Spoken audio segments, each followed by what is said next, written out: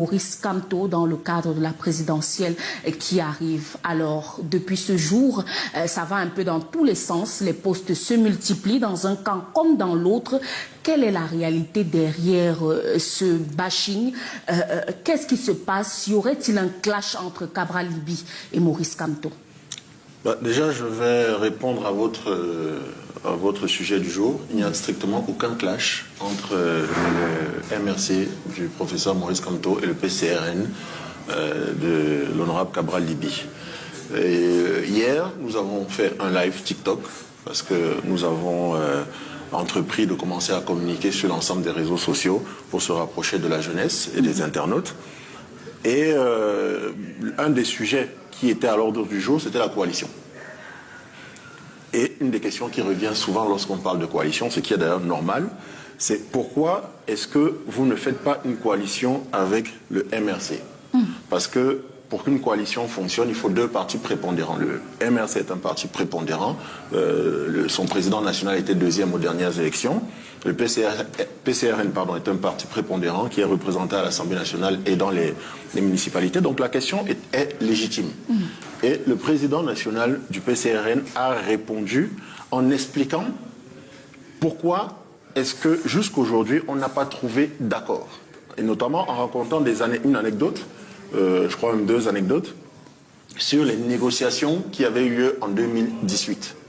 Et vous savez, Janice, je crois que sur ce plateau, j'avais déjà raconté cette anecdote dans votre émission il y a un an ou un an et demi. Oui. Mais évidemment, je n'ai pas l'audience de mon président national, donc c'était passé comme une lettre à la poste. Cette anecdote est vraie. En 2018, on a tenté de faire une coalition avec M. Maurice Kamto et le MRC.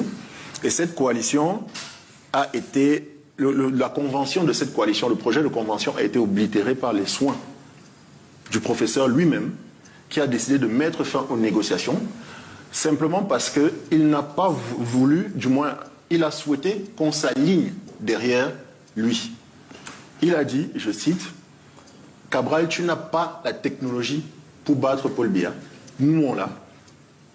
Aligne-toi sans condition derrière nous. Que dès qu'on sort d'ici, tu fais une déclaration disant que tu retires ta candidature et tu soutiens celle du MRC. » C'est exactement ce qui s'est passé. On a cité des noms. Je crois que le journaliste, votre collègue Jules Domché, est témoin. Oui. Monsieur Okala Ebode est témoin. Le professeur Kamto lui-même est témoin. Et peut, en tout cas, je parle de ceux qui étaient dans le camp du MRC, et peut démentir ou raconter sa version des faits.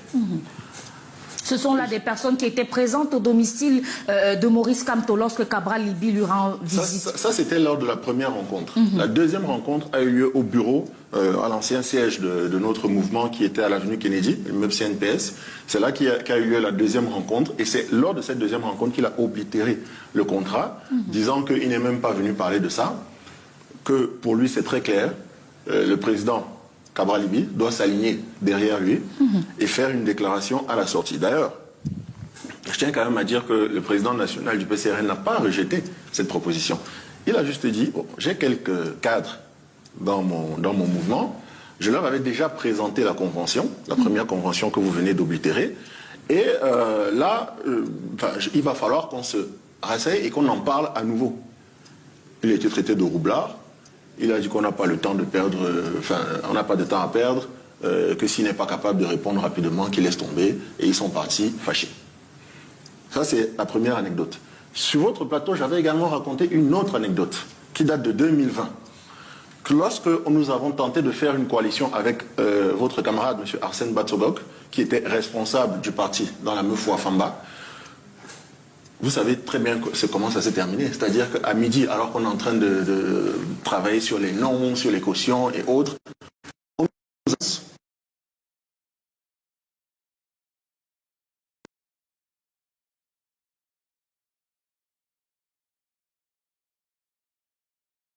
avec le MRC et avec donc le professeur Kamto.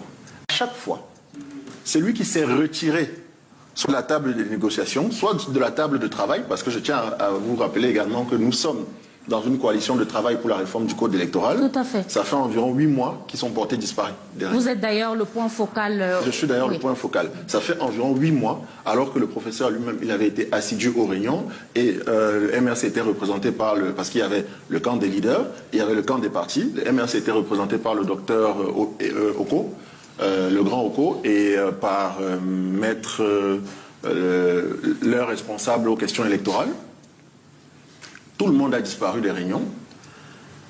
Par contre, ces réunions portaient notamment sur notre travail avec Elecam et le travail sur les élections.